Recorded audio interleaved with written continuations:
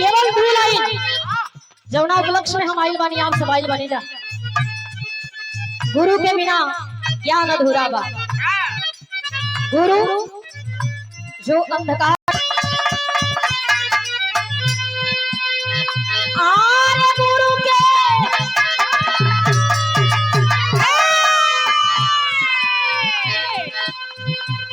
आरे गुरु के उहे चरनिया में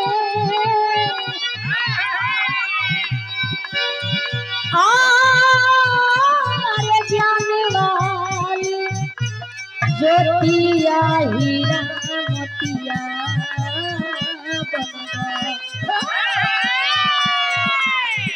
जेके गुरु का चरण मिल गई हो वह भागा नहीं थे। कोसे बड़ा खुशकिस्मत के हो पर नहीं थे।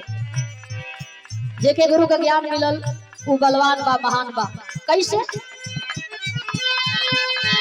आर गुरु के उहे चरनिया गुरु के चरनिया आर गुरु के चरनिया आर ज्ञान वाली ज्योतिया हीरा मोतिया बनबो जागी जई है चाहे हमार चाहे केहू जागी जई है।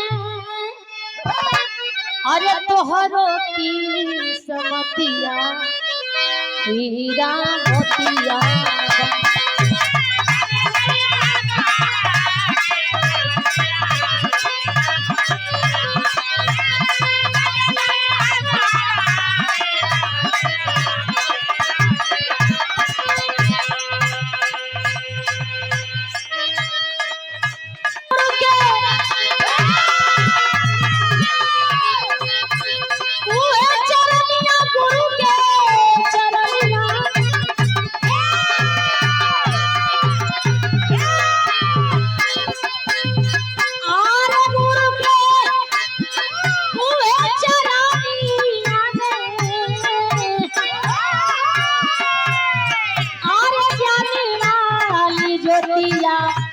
हीरा मोतिया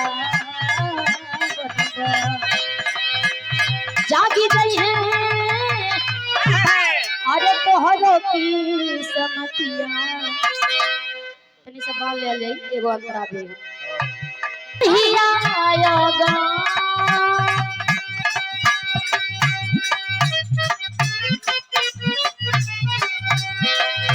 रहिया आयोगा गुरु परवाला रहिया आयोगा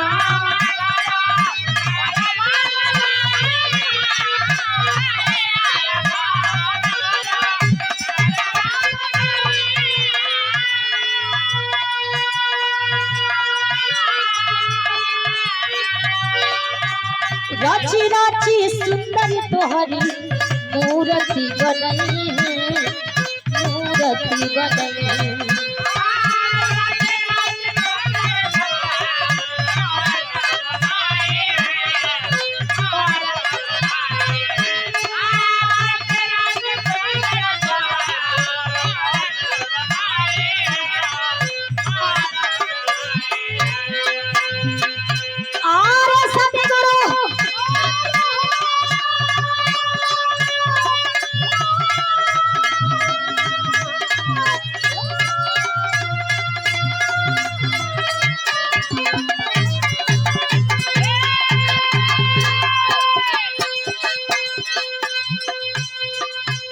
अरे सादर पुरस्कार कहला पर पुरस्कार मिलल है।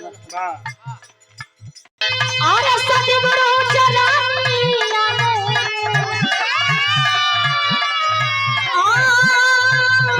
अरे बन जाई गतिया हीरा मोतिया बनबो। सादर पुरस्कार हरि म्यूजिक हरिकेश यादव सदोपुर। इनके अगर हम कहें कि हमारे गुरु हम एमा कोनो शंका नहीं थे।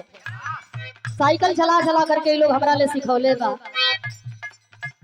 अगर हम कोई की कर्जा हम उतार दे तो कबो जीवन में कर्जा हम उतार ना पाए। चरणन में कोटि कोटि प्रणाम सबके बोले अरे जाति में महान होला ये गुरुजी के दर्जा और दर्जा। पूज्य गुरु गौरी शंकराचार्य जी आई काम सब ना करा पाई जीवन आप करावतनी जैसे हम कहतनी जग में महान होला अरे गुरुजी के दर्जा ज्ञान के उनाई हो भराई कब कर जा भराई कब कर जा। और कोई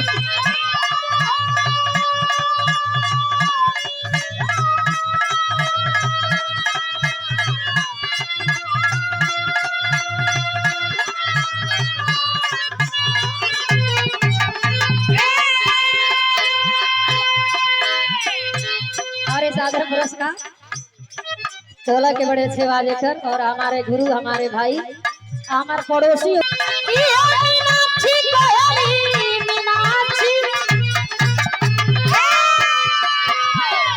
और कोयली मीनाक्षी सुना और साची साची बतिया बाहर करिया वाह ओ हो जी सुना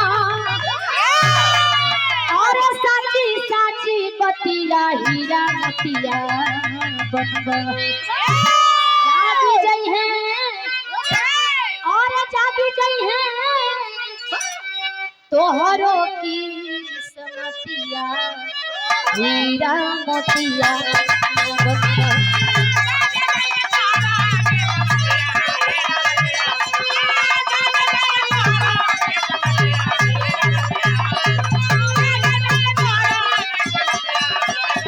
जागी गई है तोहरो की समतिया जागी गई है अरे हीरा मोतिया बनबा।